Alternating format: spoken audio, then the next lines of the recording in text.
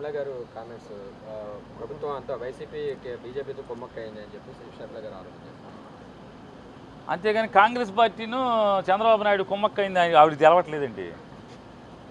ఏం చేస్తాం, ఆవిడేమో ఆడపిల్లనంది ఈడపిల్లనంది. ఇప్పుడు ఆడపోయింది, ఈడొచ్చింది. మొన్నటిదాకా నేను ఆడపిల్లని, ఆడంటే మొగుడితో ఎక్కడుంటే అక్కడ, నేను ఇక్కడ పిల్లల్ని కన్నాను, ఇక్కడ కూతుర్ని కన్నాను, కొడుకుని కన్నాను, ఇక్కడ పెళ్లి చేసుకున్నాను, ఇక్కడే ఉంటాను, చచ్చిపోతాను ఇక్కడే అని చెప్పారు. మళ్ళీ ఇక్కడ నేను జమ్మలవాడలో పుట్టాను ఇక్కడ అంటున్నారు, నేను ఈడపిల్లని అన్నారు. ఆడపిల్ల ఈడపిల్ల అనేది ఆవిడ ఇష్టం, ఏం చేస్తాం మరి. ఆవిడ గారు, కేఏ పాల్ గారు, పవన్ కళ్యాణ్ గారు ఏది మాట్లాడినా వాళ్ళకే చెల్లు. ప్రత్యేక హోదా గురించి కూడా ప్రత్యేక హోదా తెస్తానని చెప్పి అనేక ఉద్యమాలు చేశారు జగనన్న గారు. ఇప్పుడు ఆ విషయాన్ని మర్చిపోయారు బీజేపీతో కుమ్మక్కయ్యారు. ఏమండి, ఆవిడే మర్చిపోయింది. కాంగ్రెస్ పార్టీ మా అన్నం జైల్లో వేసింది కిరాతకంగా, అక్రమంగా, అన్యాయంగా, దుర్మార్గంగా. కాంగ్రెస్ పార్టీ వాడుకుని మా రాజశేఖర రెడ్డి, నా తండ్రి రాజశేఖర రెడ్డిని చచ్చిపోయిన మా నాన్నని కేసులో ముంతాయి చేసింది కాంగ్రెస్ పార్టీ. సోనియా గాంధీ కుట్ర చేసిందని చెప్పింది ఆవిడ. ఇవాళ ఆవిడే మళ్ళీ ప్రత్యేక హోదా అంది. ఈ రాష్ట్రాన్ని నాశనం చేసింది కాంగ్రెస్ పార్టీ అని షర్మిలమ్మ చెప్పింది. ఈ రాష్ట్రాన్ని ముక్కలు చేసింది అన్యాయంగా. ఈ రాష్ట్రానికి ప్రత్యేక హోదా అనేది చట్టంలో పెట్టలేదు, దుర్మార్గం చేసింది కిరాతకంగా కాంగ్రెస్ పార్టీని ఆవిడే చెప్పింది. ఇవాళ ఇది చెప్తుంది. ఆవిడని అడగండి, అమ్మ ఆడపిల్ల నువ్వు ఈడపిల్ల, ఆ స్టేట్మెంట్ కరెక్టా, ఈ స్టేట్మెంట్ కరెక్టా? ఆవిడని అడిగితే కరెక్ట్ కదా. సరే, ఈ గంటా గారి రాజీనామా ఆమోదం మీద కేవలం రాజకీయ కోణంతో ఇప్పుడు 3 ఏళ్ల తర్వాత రాజీనామా ఆమోదించారు స్పీకర్ అని చెప్పి టీడీపీ నేతలు ఆరోపిస్తున్నారు.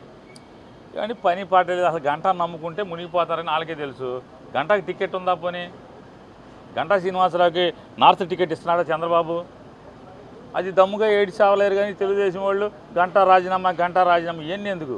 మీతో ఉంటాడో లేదో గంట మీ దగ్గర మోగుద్దో తెలుగుదేశంలో లేదో అది చూసుకోండి. గంటకి టికెట్ ఇస్తున్నారా, ఇవ్వట్లేదా? ఇంతవరకు ఎవరినుందా? అతనే 10 సార్లు తిరిగాడు స్పీకర్ గారి దగ్గరికి, నాది రాజీనామా చేయండి అని. స్పీకర్ గారు ఆయన చెప్పాడు, నా శాయశక్తుల ప్రయత్నం చేశాను, వద్దయ్యా వెనక్కి తీసుకో, కాగితం వెనక్కి తీసుకో అని. లేదు సీతయ్యని నేను ఎవడ మాట ఎన్నో తేపకో చోట పోటీ చేస్తాను, నేను లెటర్ ఇచ్చానంటే నా లెటరే వెనక్కి తీసుకోనని చెప్పారు. వెనక్కి తీసుకోనని చెప్తే ఏం చేస్తాడు ఆయన? రేపో మాపో స్పీకర్ గారు టైం కూడా అయిపోతుంది, మరి ఉన్న పెండింగ్ కాగితాలు క్లియర్ చేయిద్దా? న్యాయ పోరాటం చేస్తానంటున్నారు సార్. రాజ్యసభ ఎన్నికల కోసం ఇప్పుడు ఎవడన్నా ఆపుతున్నాడా? మీ ఛానల్ కానీ, మీరు కానీ, లేదా నేను కానీ, చంద్రబాబు కానీ ఎవరైనా ఆపుతున్నారేంటి? స్పీకర్ గారు ఆపుతున్నారా? చేసుకొని న్యాయ పోరాటం చేయొద్దని ఎవడు చెప్పాడు? న్యాయ పోరాటం చేయాలి. రేపు చంద్రబాబు టికెట్ ఎగ్గొట్టితే కూడా న్యాయ పోరాటం చేయండి, కోర్టుకి సరిపోద్ది. రాజ్యసభ ఎన్నికల్లో టీడీపీ కూడా బరిలో దిగుతుంది, 50 మంది ఎమ్మెల్యేలు మద్దతు ఉందని టీడీపీ నేతలు చెప్తున్నారు. ఏమండి, ఏమార్చటం, డబ్బులు ఎరజోపటం ఇట్లాంటి పెట్టింది పేరు చంద్రబాబు నాయుడు. దొరికిపోయినాడు చంద్రబాబు నాయుడు. దొరికి అక్కడి నుంచి ఇక్కడికి పారిపోయి వచ్చినాడు. స్పెషలిస్ట్ అని మనకు తెలుసు కదా. ఒక్కొక్క పనికి ఒకడు నిష్ణాతుడు ఉంటాడు. ఒకడు కిటికీలు దొంగతనం చేసడంలో స్పెషలిస్ట్ ఉంటాడు. ఒకడు తలుపులు పగలగొట్టి లోపలికి వెళ్ళి దొంగతనం చేయడంలో స్పెషలిస్ట్ ఉంటాడు. ఒకడు ఇంటికి కన్నం వేసి లోపలికి రావడంలో స్పెషలిస్ట్ ఉంటాడు. చంద్రబాబు దొంగోట్లు కొనడంలో స్పెషలిస్టు, మనుషులను కొనడంలో స్పెషలిస్టు, మనుషుల బలహీనతలను ఎరగా చూపి వాడుకోవడంలో స్పెషలిస్టు. దానికి పెద్ద అనుమానం ఏముంది? అతను చేయకపోతే ఆశ్చర్యం ఎవరికైనా.